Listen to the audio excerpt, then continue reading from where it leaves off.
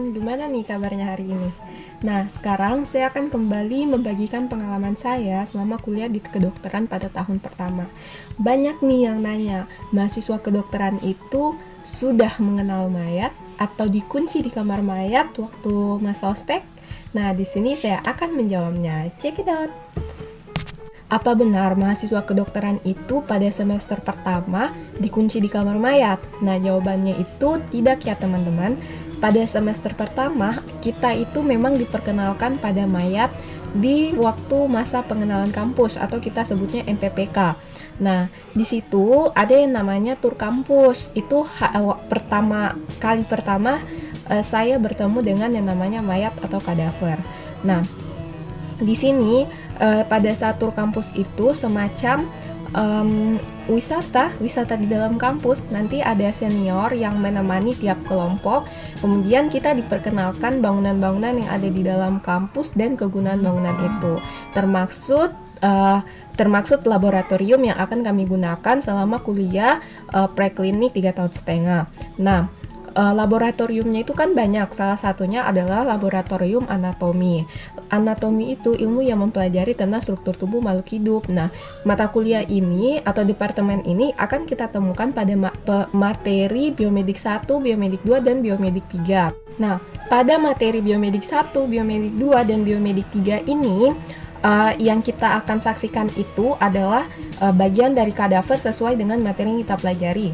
Misalnya mempelajari tentang jantung, maka nanti yang akan kita lihat atau ditampilkan di preparat pada saat praktek hanyalah jantung. Tapi pada saat proses MPPK ini kita diperlihatkan dengan kadaver yang utuh, dari kepala sampai kaki itu utuh. Nah, di sini pada saat masuk ruang lab anatomi kita diajar sebenarnya bagaimana sih tata krama selama di lab anatomi, bagaimana sih tata krama terhadap kadaver.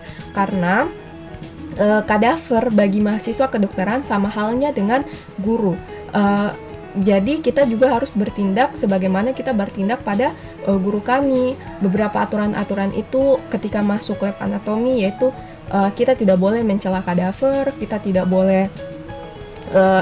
boleh memakai masker ketika masuk ruang lab anatomi dan sebagainya. Begitulah cara mahasiswa kedokteran berperilaku di depan kadaver ini.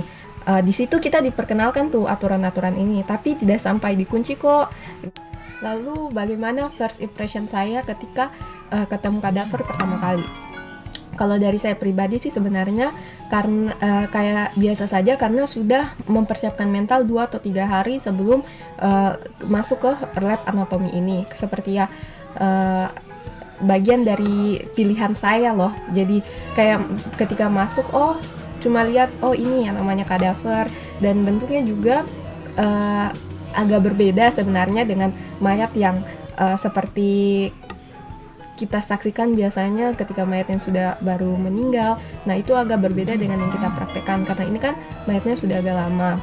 Nah, kemudian waktu pertama masuk itu saya nangis. Nangisnya bukan karena takut, tapi karena kan kadavernya ini ada formalinnya, sudah dicampur dengan formalin. Jadi formalinnya itu kan pedis, di mata itu pedis teman-teman. Jadi nangisnya karena pedisnya ini. Nah, kurang dan lebihnya begitu nih teman-teman pengalaman saya waktu pertama kali ketemu yang namanya kadaver ini. Nah, setelah proses MPPK kita itu mulai kuliah blok biomedik 1, biomedik 2, dan biomedik 3 di semester 2. Nah, 3 blok ini kita ada departemen anatomi. Jadi selama 3 blok ini kita praktek menggunakan si kadaver ini.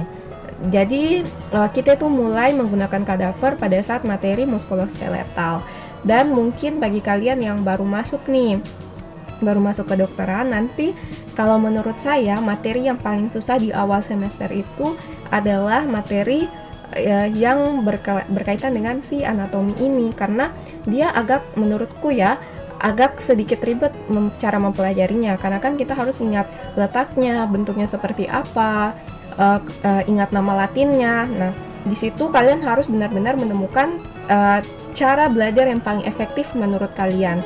Nanti kan di Unhas itu ada yang namanya diktat anatomi.